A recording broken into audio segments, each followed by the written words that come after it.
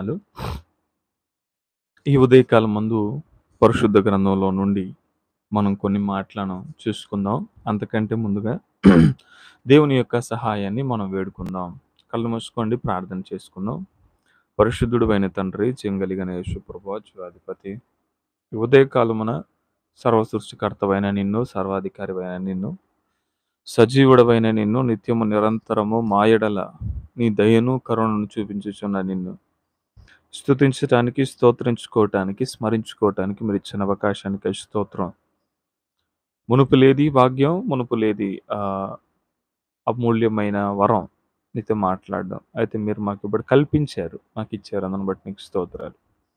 మెట్టుకొని నామ ఘనతను మేము పునః కొనియాడుతూ ఈ వాక్య ధ్యానంలోనికి వెళ్తుండగా మీరే మాకు సహాయము చేయమని, కనికరించమని, కాపాడమని, సమస్తం ఎరిగిన నా దేవునికి, సర్వాధికారికి, సర్వ సృష్టికర్తవైన మా యేసుక్రీస్తు నామమున ప్రార్థించి సహాయమును కోరుకుంటున్నాము తండ్రి. ఆమేన్, ఆమేన్, ఆమేన్.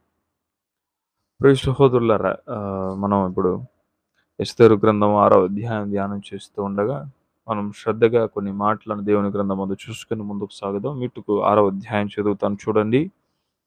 ఆ రాత్రి నిద్ర పట్టకపోయినందున రాజు రాజ్యపు సమాచారపు గ్రంథమందు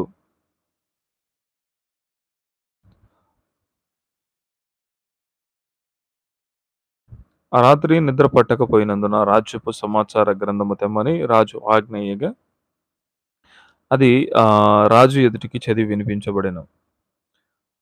ద్వారపాలకులైన బిగ్హాను, తెరేషు అను రాజు యొక్క ఇద్దరి నపుంసకులు రాజైన అశ్వరేషును చంప యత్నించిన సంగతి మొర్దెకై తెలిపినప్పుడు అందులో వ్రాయబడి ఉండెను.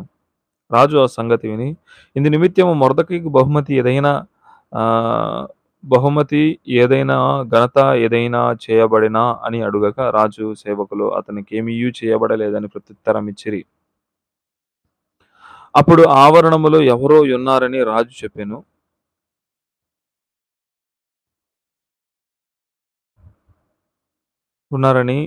ఎవరో ఉన్నారని రాజుకు చెప్పెను. అప్పుడు హామాను తాను చేయించిన ఉరికొయ్య మీద మొర్దెకైని ఉరి తీయింప సెలవిమ్మని రాజుతో మనవి చేయుటకై రాజనగరు యొక్క ఆవరణములోనికి వచ్చిండెను.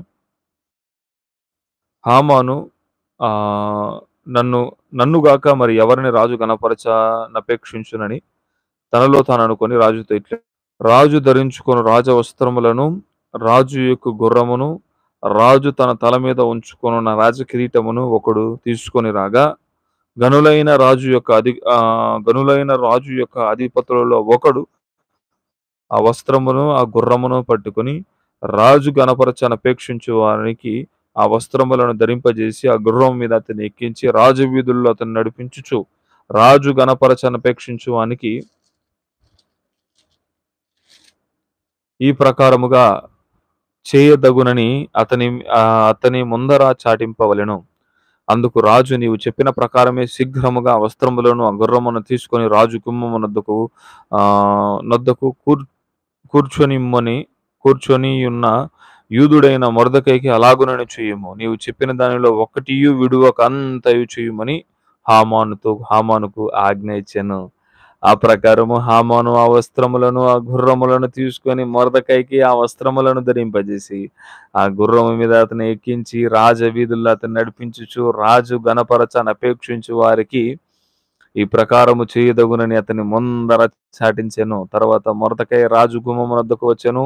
అయితే హామాను తల కప్పుకొని దుఃఖించుచు తన ఇంటికి త్వరగా వెళ్ళిపోయాను. హామాను తనకు సంభవించిన దాని అంతయు తన భార్య అయిన జేర్షునకు తన స్నేహితులందరికీ తెలియజెప్పగా అతని యొద్దనున్న జ్ఞానులను అతని భార్య అయిన జేర్షును, ఎవరిని చేత నీకు అధికార నష్టము కలుగుచున్నదో ఆ మొర్దెకై యూదుల వంశపు వాడైన ఎడల అతని మీద నీకు జయము కలుగదు, అతని చేత అవశ్యము చెడిపోదు అని అతనితో అనిరి. వారు ఇంకా మాటలాడుచుండగా రాజు యొక్క నపుంసకులు వచ్చి ఎస్తేరు చేయించిన విందుకు రమ్మని హామాను తలపెట్టిరి.